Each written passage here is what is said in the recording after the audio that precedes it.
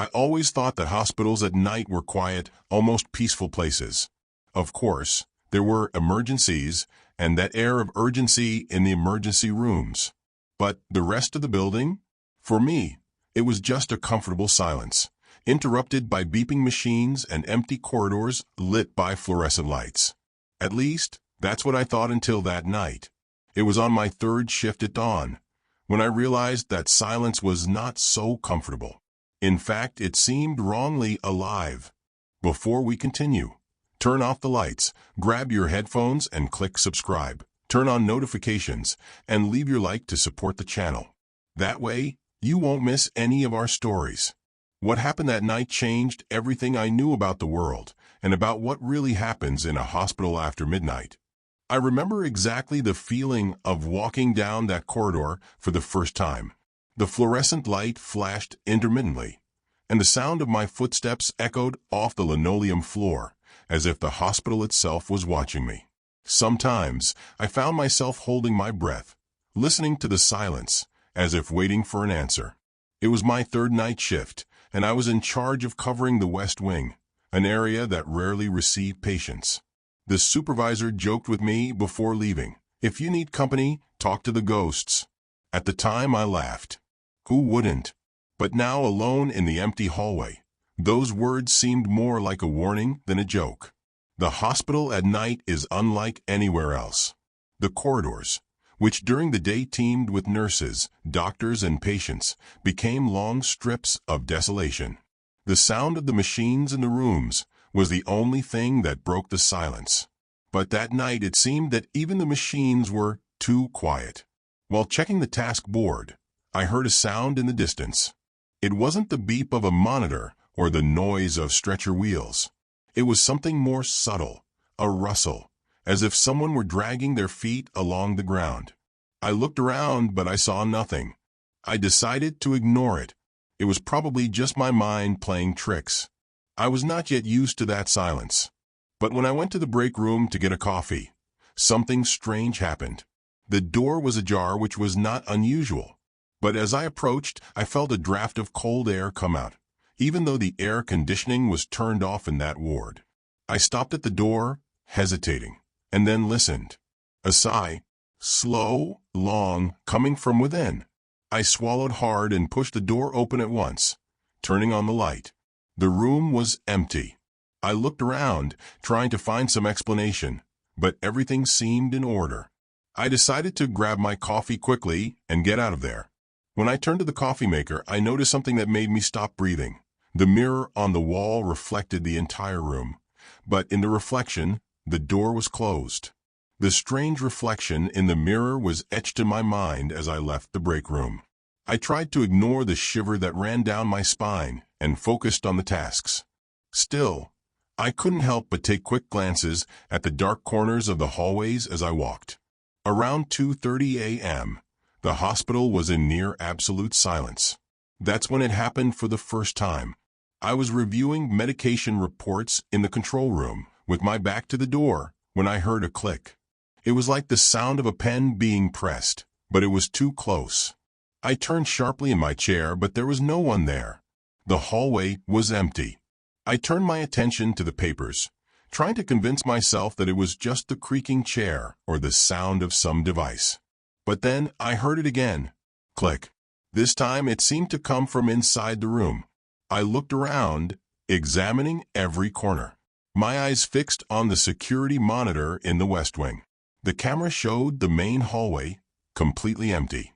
But there was something that shouldn't have been there, a mark on the ground, as if something heavy had been dragged. I decided to check. I grabbed my flashlight. Not that it was necessary since the hallway lights were on, but it gave me a sense of control, even if it was fake. When I got to the place that the camera showed, the mark on the floor was there. It was a thin, irregular trail that went to the door of a room at the end of the hallway. Room 428. The file indicated that the room had been unoccupied for weeks. Even so, as I approached, I realized that the door was ajar. The trail on the floor ended there, but there were no signs of drag in the room. I turned on the light. It was empty, as expected. But there was something strange, A faint smell of something sweet, almost floral, that shouldn't be there. I looked around and saw that the heart monitor in the room was on, the numbers slowly pulsing on the screen, as if I was monitoring someone. I came closer to turn it off, but before I touched the button, I heard it. Beep. The sound of the monitor intensified, as if it had just picked up a frequency. The numbers started to rise. Beep, beep, beep. My heart raced along with the sound, but before I could react, the monitor turned off on its own, plunging the room into oppressive silence. I left as quickly as I could, feeling that something was wrong, but still trying to find a rational explanation. I just didn't know that this was just the beginning. When I returned to the control room, my heart was still pounding.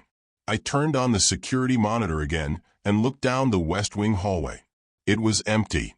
Maybe I thought my mind was overreacting. After all, working at night had a strange way of messing with our senses. But before I could completely calm down, I heard a voice. You shouldn't go to the West Wing alone at night. I turned suddenly and saw the janitor. He was standing at the entrance of the room, his head slightly tilted, watching me. He was a thin, gray-haired man in a worn uniform, who seemed to be as much a part of the hospital as the faded walls. I had seen him before, always silently sweeping the corridors. "What?" I asked, trying to keep my composure. He shrugged, as if what he had said was obvious. "History. I don't like to stay there." "History? What kind of story?" I tried to sound curious, but my voice came out more anxious than I expected. He looked down the hallway behind him, as if making sure no one was listening, and then took a step into the room. "People who shouldn't be here, you know? Some people say that they get stuck." I swallowed, feeling a chill run down my spine. "That's just a joke to scare the newbies, right?" He did not immediately respond. He just took a handkerchief from his pocket and wiped his hands slowly. Then he looked at me with a serious, almost sad expression. "But if you hear something that doesn't make sense, something that seems wrong, don't follow. It's the best advice I can give you." Before I could ask anything else, he turned around and left, leaving me alone with my questions and a growing discomfort. I thought about ignoring what he had said, but something about the way he spoke, the calm, almost resigned tone, made me uneasy. I looked back at the camera monitor. The West Wing was still empty, but now it looked darker than before. I decided that I would stay away from that ward for the rest of the shift, but the hospital had other plans for me. In the break room, I tried to push away the disturbing thoughts as I took a sip of the cold coffee I had left halfway earlier. But my alertness has not diminished. Every noise in the hospital, the creaking of pipes, the hum of lighting, seemed to have a hidden meaning. It was then that Sarah entered. She was an experienced nurse, the kind who always had a story to tell. Despite the tiredness she showed in her eyes, she seemed strangely excited to talk. "You look a little pale," she said, sitting on the couch next to her. "Let me guess, did you have your first date in the West Wing?" That took me by surprise. "How do you know that?" She laughed, but it wasn't a comforting laugh. "Oh, everyone has sooner or later. Haven't you heard the stories?" I shook my head, trying not to look more nervous than I already was. "What? What happened there?" She leaned forward, as if to share a secret. "Well, they say that about 30 years ago, that corridor was used for psychiatric patients. One of the most famous cases was that of a patient named James. He was obsessed with the idea that the hospital was alive and trying to catch him. The doctors thought it was extreme paranoia, but..." She paused, as if hesitating to continue. "One day, he disappeared, but security cameras showed him walking down the hallway, entering room 428 and never going out. When they went to check, the room was empty, but all the lamps had burned out, and the walls were covered with nail marks. My skin crawled, and he was never found." She shook her head. "Not officially, but sometimes people say they hear footsteps or see shadows in that hallway. I myself have seen something strange once or twice." The janitor said something similar, I murmured almost to myself. Sarah raised her eyebrows. "Oh yes, He knows much more than he counts. He has been working here longer than any of us. They say he was here at the time of James. I swallowed, trying to process it all. With each new piece of information, it seemed that the hospital became more alive and more threatening. Before leaving, Sarah gave me one last warning. If you hear anything on the 428, don't go. No matter what. I wanted to believe that these were just stories to scare newbies. But something in her expression said otherwise. By 3 a.m., I was still trying to keep my composure, but every odd detail seemed to pile up, like little pieces of a puzzle I didn't want to put together. I decided that a quick patrol through the hospital wards could help me distract my mind. The hallways were empty, as usual, but the feeling that I wasn't alone was impossible to ignore. As I passed through the main lobby, I saw the elevator in the corner, with the doors open. He wasn't supposed to be there. No call had been made for that floor. I stopped, hesitating, but logic told me it was just a technical error. Old elevators did this all the time. I went inside, pressing the button to the ground floor, since I needed to check the stock in the basement. The doors closed with a mechanical sound, and the elevator began to descend. On the dashboard, the numbers flashed normally for 3, 2, until they stopped at 1. The doors did not open. I pressed the open button, but nothing happened. That's when the elevator started to go up again, without me touching anything. That's great, I muttered to myself, trying to stay calm. The panel showed the numbers going up, 2, 3, 4, and then stopped at 5. But something was wrong. The hospital only had 4 floors. A shiver ran through my body. The doors slowly opened, revealing a corridor that was not supposed to exist. It was dimly lit, with flashing fluorescent lights and peeling walls, as if no one had entered there for decades. A strange, metallic smell filled the air, and the sound of a distant beep came from the end of the hallway. That was impossible. No part of the hospital looked like that. For a moment, I was paralyzed, unable to decide whether to leave or press the button to close the doors. Then, something moved in the darkness. It was fast, almost imperceptible, but there was something there, a shadow, that seemed more solid than it should be. I frantically pressed the button to the ground floor, but the elevator didn't respond. The beep continued, rhythmic and insistent, like a heart monitor calling someone to the end of the hall. Finally, the elevator jerked and the doors closed, coming down sharply as if he had changed his mind. My heart was beating as fast as the sound of that ghost monitor. When the doors opened again, I was back on the ground floor. I left quickly, looking back only once. The elevator panel was now off, and the doors closed softly, as if nothing had happened. I knew it wasn't safe to use it again, but the worst thing was the certainty that it hadn't been a technical error. After the episode with the elevator, I was more than convinced that the hospital was hiding something that no one dared to mention directly. Sarah's stories, the janitor's warnings, and the things I myself had witnessed, they all seemed to point to a disturbing truth. But nothing could prepare me for what I would find in the closed wing. I was in the control room, reviewing the cameras, trying to convince myself that everything had a logical explanation, when I saw something on the screen that made me freeze. The camera in the west wing, the one that should have been empty, showed a door opening by itself. It was the door that led to the disused wing, a space that the hospital had closed years ago. The lights had never been on there, but now a dim light seemed to shine through the cracks in the open door. The intercom next to me clicked. Then came a low sound, like a whisper. I jumped out of my chair, my heart racing. The voice was weak, almost indistinct, but it had a quality that seemed to pull you, as if there was something waiting for me inside. I should have ignored it. Any sensible person would have done that. But, moved by a mixture of curiosity and that inexplicable impulse, I took my lantern and headed for the west wing. When I got to the door, it was open, swaying slightly as if inviting you in. The hallway beyond was a dark tunnel, with the lights flashing occasionally, as a warning that I shouldn't be there. There was something wrong with the air. It was heavy, almost suffocating, and the sweet, Floral smell I had smelled in room 428 was stronger. I entered slowly, with each step echoing in the tiles. The doors to the rooms along the hallway were closed, but the glass windows were fogged up as if someone had breathed there recently. About 10 meters ahead, I stopped abruptly. One of the doors was ajar, and on the floor I saw something that completely froze me. A trail of handprints imprinted on the floor in a ragged pattern, as if someone had been dragged inside. The door was marked with the number 428. I knew it didn't make sense. That number belonged to the west wing, not the closed one.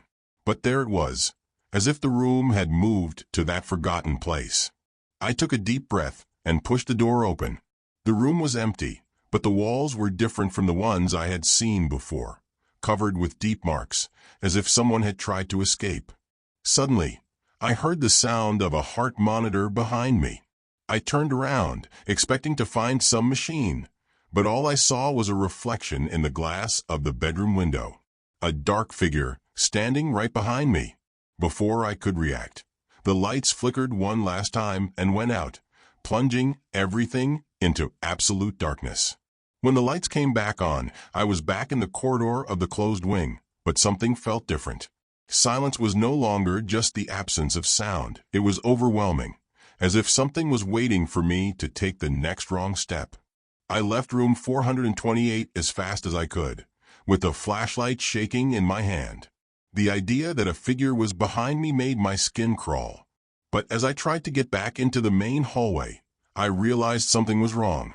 The hallways looked different, longer, narrower. The nameplates were worn and illegible, and the air was colder, as if I had entered somewhere else completely. It was then that I heard it. "Doctor, we need help in room 432. The voice sounded through the intercom above me, with an urgency that made my heart race. There was only one problem. The hospital did not have room 432. I took a deep breath and tried to ignore it. It was a mistake. It could only be a mistake. But as he made his way down the corridor, a faint light began to shine at the end of the path, exactly where the voice seemed to have come from. I didn't want to go, but my feet seemed to have a mind of their own. Each step sounded louder than the last, echoing through walls that seemed to be closing in around me. When I got to the room, the door was open, and the number 432 glowed red on the sign above it. Inside, the light was cold and bluish, like that of a hospital monitor. "Hello," I called, my voice shaking more than I would have liked. There was someone in bed, covered by a white sheet. The heart monitor next to it emitted regular beeps, as if that patient were alive and breathing. I moved forward, hesitating. Slowly, I pulled the sheet, revealing a pale, motionless face. But what made my heart stop was realizing that face, it was mine. I took a step back, unable to process what I was seeing. But before I could react, the eyes of the me on the bed suddenly opened, staring at me with a blank stare. "You're too late," said the figure in a hoarse, distant voice. The room began to shake.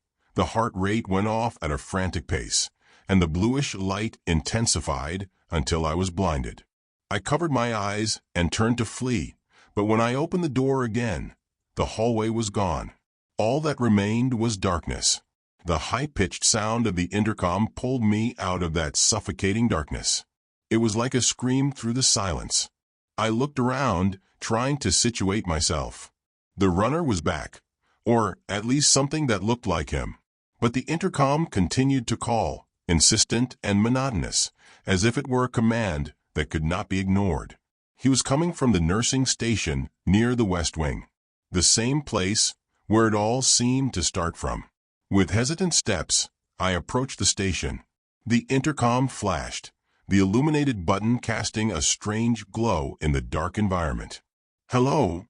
I asked, my voice faltering as I pressed the button. For a moment, there was no response. Just static, low and annoying. Then, a voice that I didn't recognize emerged. "You shouldn't be here." I swallowed, my hand still on the intercom. The voice laughed, but it was a distorted, almost metallic sound. "They have always observed." Before he could answer, The static increased, almost deafening, and the intercom hung up with an abrupt click. I looked at the dashboard, confused and terrified. Then I noticed something. The call light was on for room 428 again, but this time it was flashing rapidly, like an alarm. My head said to ignore it, but my legs were already moving. It was as if I had no control over myself, as if something pulled me to that place. The hallway seemed longer and darker than before, and the beeping sound from the monitor started before I even arrived. When I finally reached the door, it was wide open, which was already strange. Inside the room, the heart monitor was on, but the bed was empty. On the floor I saw handprints, the same ones I had found in the closed wing, reaching toward the wall.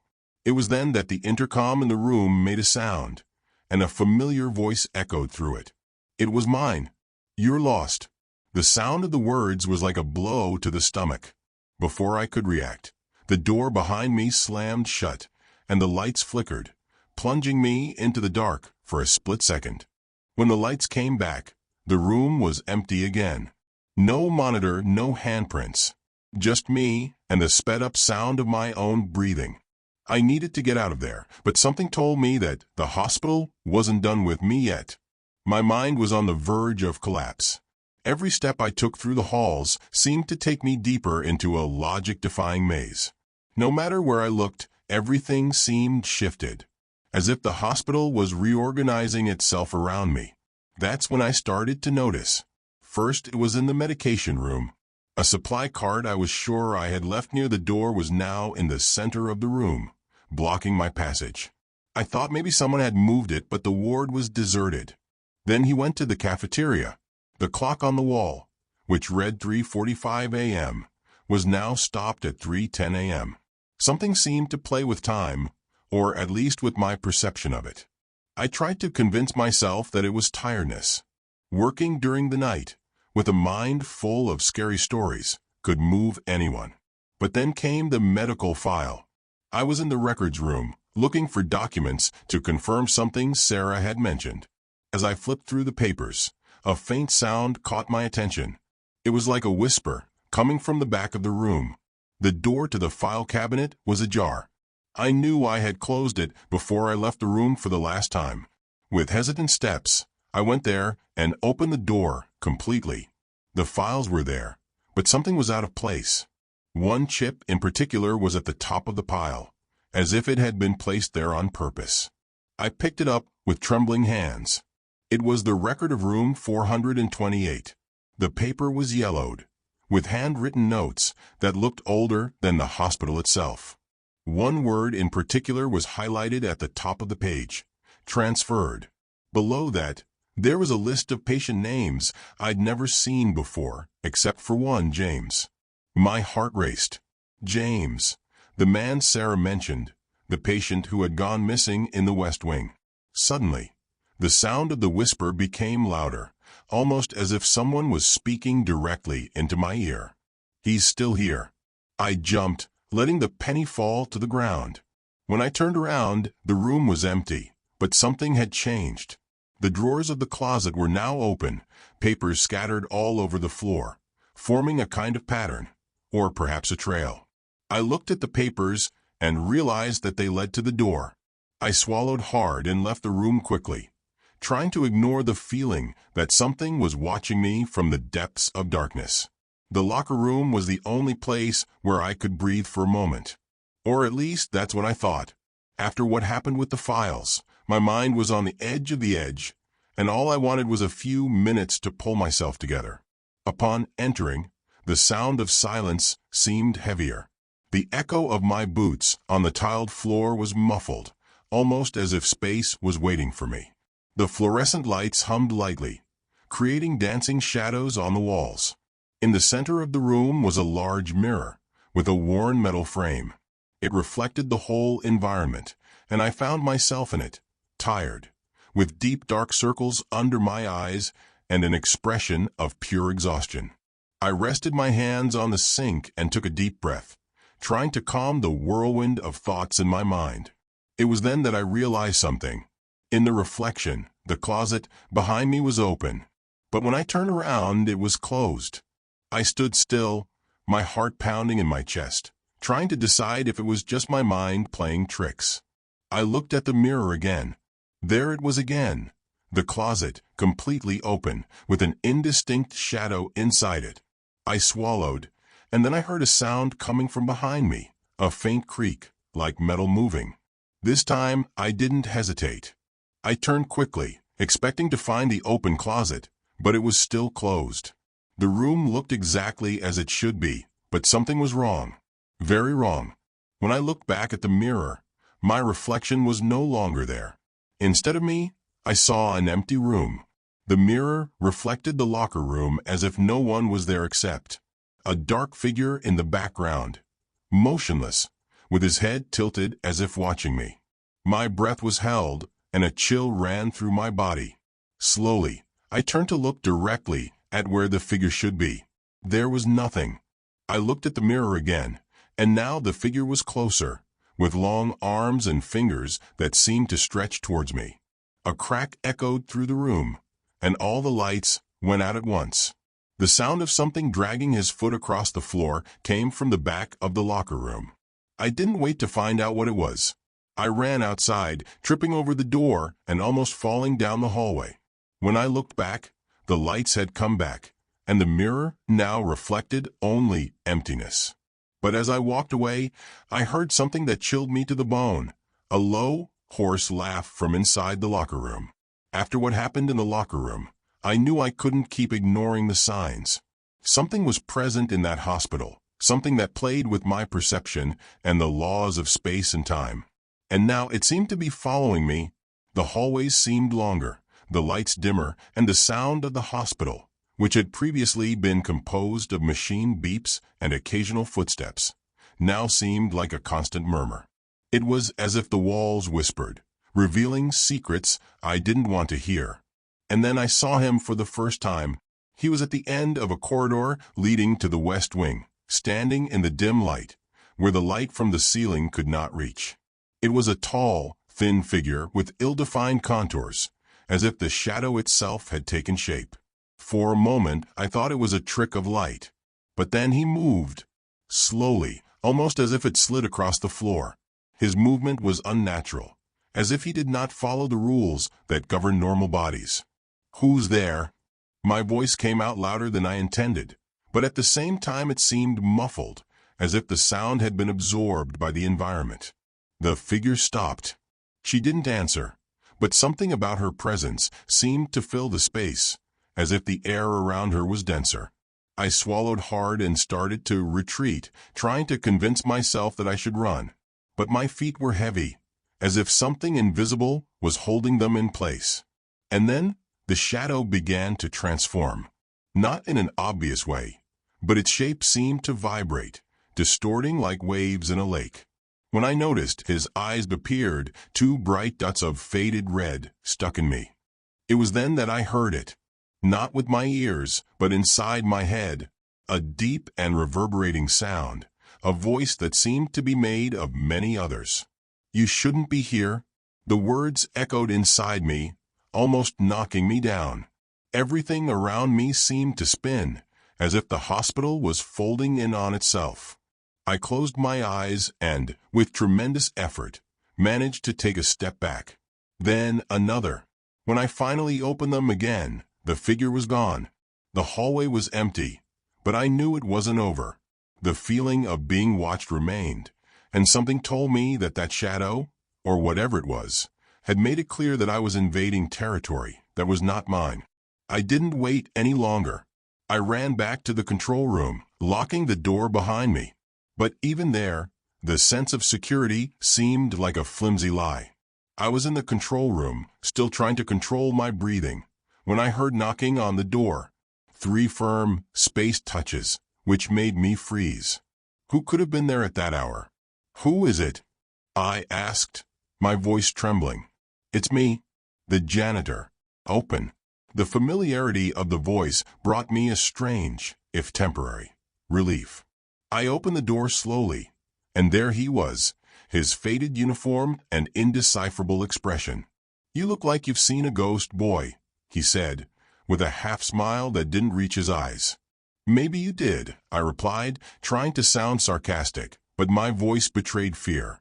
He entered the room, closing the door behind him with unusual care. He looked at me for a long moment, as if deciding how far he could tell me. "Listen, boy, I warned you not to go to the West Wing. But you went, didn't you?" I nodded, unable to deny it. He sighed, running his hand through his gray hair. "This place, there are things that we shouldn't touch. Do you know why this wing was closed?" "No. I've only heard stories, but nothing makes sense." He sat in one of the chairs, his shoulders slumped, as if the weight of years of secrecy pressed against him. But the truth is that it wasn't quite that. Patients began to report strange things. Screams coming from empty rooms. Doors that locked themselves. One of them, James, said that the hospital was alive, that something in the walls was feeding on people suffering. And he disappeared, right?